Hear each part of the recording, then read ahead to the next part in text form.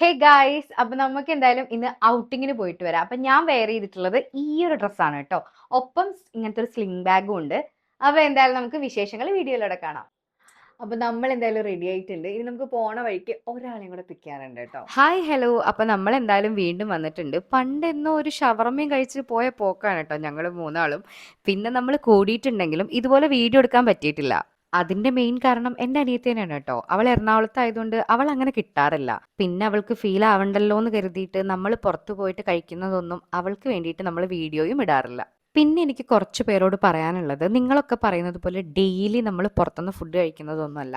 നമ്മൾ എന്തെങ്കിലും പോയി വീഡിയോ എടുക്കുന്നത് എപ്പോഴെങ്കിലും ആയിരിക്കും ഇടുന്നുണ്ടാവുക. ഞാൻ എൻ്റെ ഒരു കഴിഞ്ഞ വീഡിയോയിൽ പറഞ്ഞ സെയിം ഡയലോഗ് തന്നെയാണ്. പക്ഷെ പിന്നെയും പിന്നെയും ഓരോരുത്തരും ചോദിച്ചു വരുന്നുണ്ട്. സോ അങ്ങനെയല്ല ഗൈസ്.